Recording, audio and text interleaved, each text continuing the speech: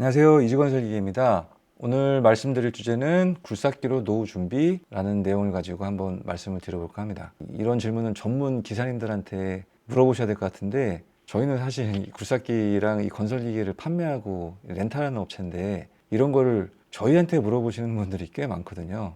그래서 오늘 간단히 한번 준비를 해봤습니다. 한 번도 경험이 없으신데 이제 시작해서 영업을 한번 새로 해보려고 하는 분들, 그분들이 보통 이제 이런 질문들을 많이 하세요. 자격증을 따면은 바로 일을 할 수 있습니까? 제가 지금 나이가 50 초중반인데 지금 시작해도 영업을 할 수 있나요? 또는 지금 이 굴삭기를 시작하면 몇 살까지 할 수 있습니까? 노후까지 할 수 있나요? 이런 질문들을 이제 가끔 저희한테 하십니다. 요즘에 퇴직을 하시는 분들도 워낙 많고 AI 때문에 정말 예전에는 별 생각이 없었는데 진짜 이 일자리가 줄어드는 게 피부로 느껴지고 있습니다. 저도 뭐 이런 것들 때문에 고민들도 많이 하시고요. 이제 앞으로 뭘 먹고 살아야 되나, 이제 이런 고민을 아마 많이 하실 겁니다. 이 2026년 지금 시대에 사는 사람들이 이런 고민을 안 하는 사람들이 있을까요? 이런 고민을 저희도 합니다. 다 하는 것 같아요. 다. AI 때문에 가장 피해를 보는 게 화이트 칼라, 즉 사무직이잖아요. 그러다 보니까는 이제 사람들이 이 사무직 말고 현장에서 몸을 쓰는 현장직 쪽으로 노후 준비를 지금 많이 하시는 것 같은데요. 기술직으로. 그래서 요즘에 가장 관심이 많은 게 1등이 지게차 운전 기능사라고 하더라고요. 이게 이제 압도적이고,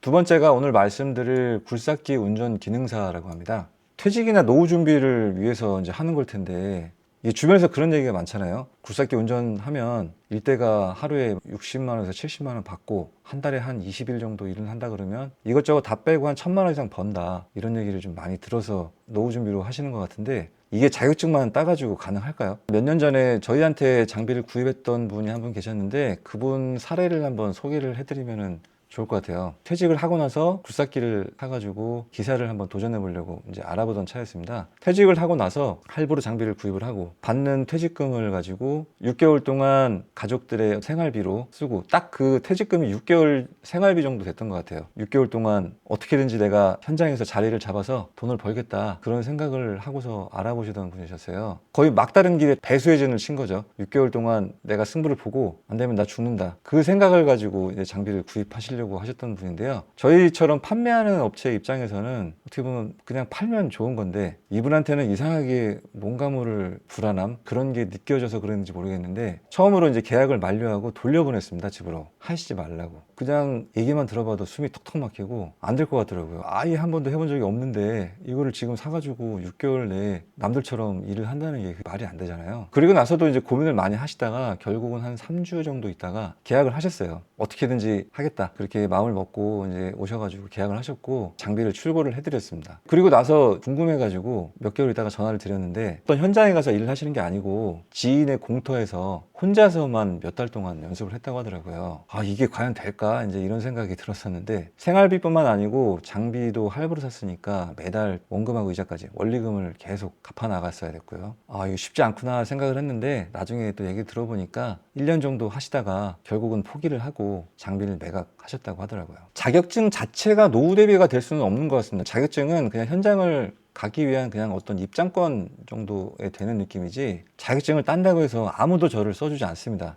한번 입장을 바꿔가지고 생각을 해보면 될 것 같아요. 현장에 있는 사람들이, 현장 소장님이나 사장님들이 내가 자격증을 딴다 그래가지고 나를 바로 써줄까? 나에게 주어진 작업량을 내가 해내지 못하면 결국은 그 현장이 그냥 서버리는 거거든요. 그러면은 고스란히 이제 그게 그 현장의 손해가 되는 거겠죠. 그리고 또 이제 구착 작업을 하면서 나 같은 초보를 데려다가 혹시나 내가 작업을 하는데 어떤 가스나 수도 배관, 전기선 같은 거를 잘라먹는다, 그러면 뭐 손실액이 어마어마하겠죠. 제 장비 가격 이상 나지 않을까요? 굴삭기 기사님이 되시려면은 필요한 거는 자격증이 아니고 사실은 현장 경험하고 영업력인 것 같습니다. 보통 일머리라고 하죠. 현장이 어떻게 돌아가고 내가 어떻게 일을 해야 되는지를 알아야 현장에서 일을 할 수가 있을 거고요. 이거는 뭐 단기간에 될 수가 없는 거잖아요. 기사님들 얘기 들어보면 나라시 하는 것도 3년을 하셔도 나라시 일을 잘 못하는 분들이 계신다고 하더라고요. 뭐 3년을 해도 그 정도인데 이게 몇 년이 필요하겠어요? 1, 2년에 될 수 있는 게 아니잖아요.